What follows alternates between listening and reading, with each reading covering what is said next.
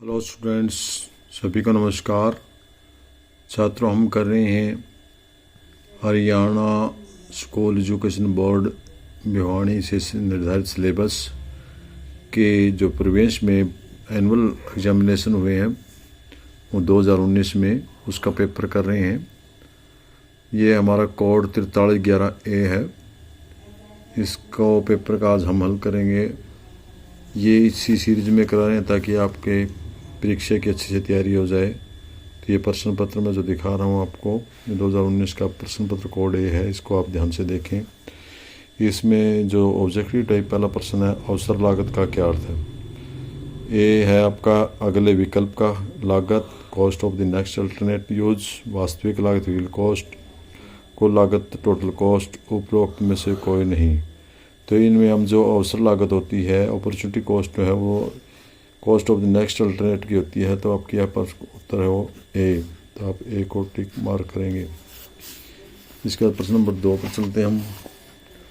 प्रश्न नंबर 2 आपका है, कार और पेट्रोल की मांग क्या कहलाती है। तो ऑप्शन दिया है आपको, demand of the car and petrol के लिए, पूरक, कंप्लीमेंट्री, स्थापन, सब्स्टिट्यूशंस, इकाई, यूनिट और शून्य जीरो। तो पेट्रोल और इसकी मांग है, वो आपकी कौन सी मांग है वो आपने देखना है। कार के बिना पेट्रोल का कोई महत्व नहीं, पेट्रोल के बिना कार का कोई महत्व नहीं, इसलिए कंप्लीमेंट्री है, पूरक है। तो आप इसका ए उत्तर देंगे। ए आपका सही है। इसके बाद आप दूसरे प्रश्न पर चलते हैं। इस प्रश्न का उत्तर है, जब सीमांत उत्पादन शून्य होती है तो कुल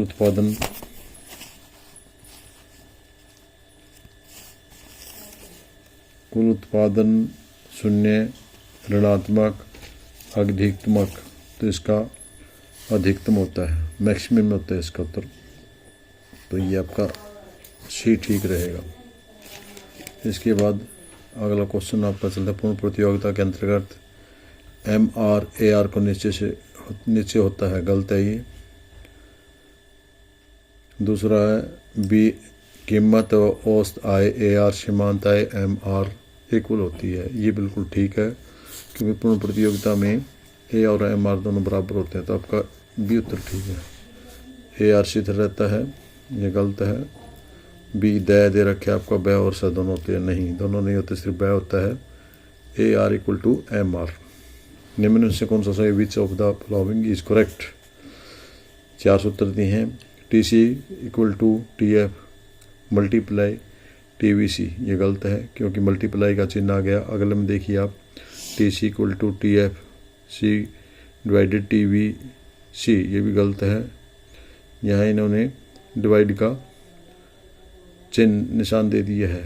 इसके बाद अगला सही ऑप्शन आपका TC equal to TFC plus TVC, ये बिल्कुल ठीक है आपका, क्योंकि प्लस दोनों को जोड़ करके ही टोटल कॉस्ट बनती है। तो आपका सही उत्तर ठीक है। द भी आपका गलत है।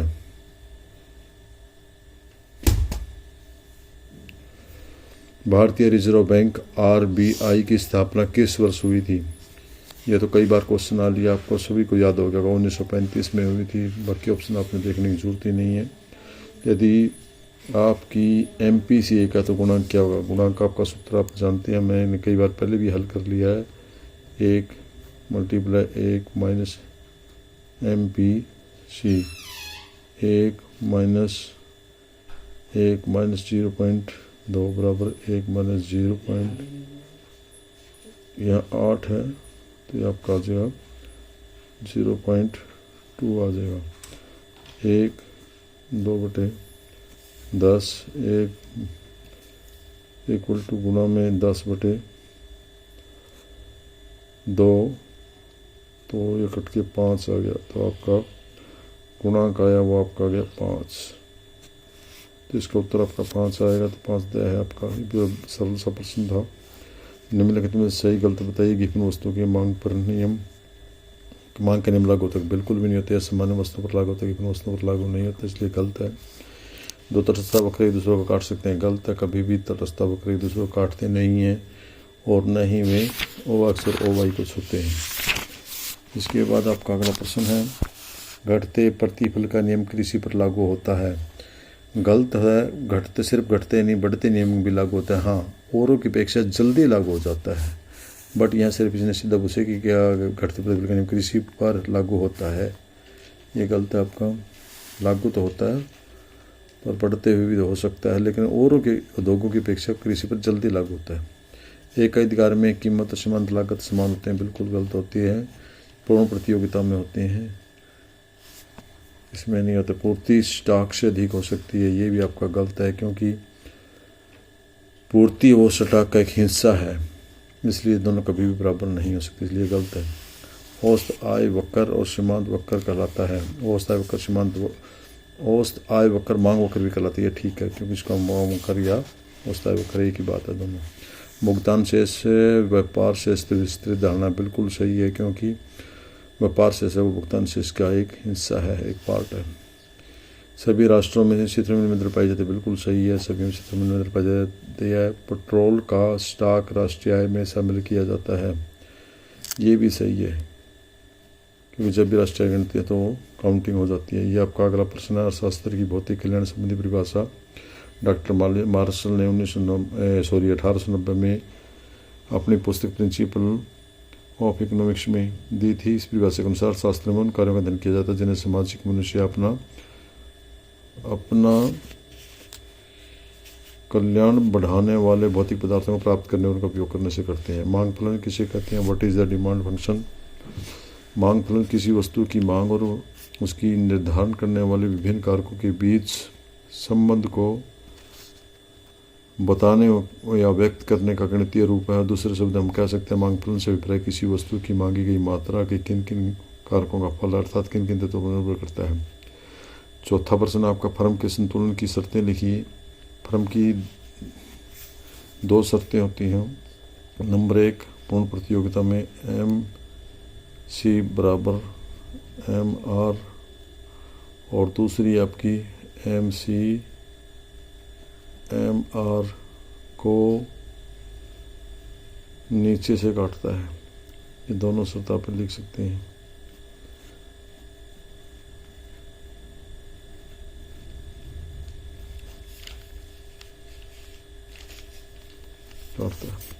अगले प्रश्न पर चलते हैं। देखिए अगला प्रश्न आपका हस्तांतरण आय के 2 उदाहरण दीजिए। हस्तांतरण आय वह आय होती है जो प्राप्तकर्ताओं को बिना किसी उत्पादक सेवा के बदले में प्राप्त होती है, जैसे बेरोजगारी भत्ता, वजीफा, वृद्धा पेंशन। छठा प्रश्न तृतीय क्षेत्र से आपका क्या अभिप्राय है? What do you understand by the territory sector?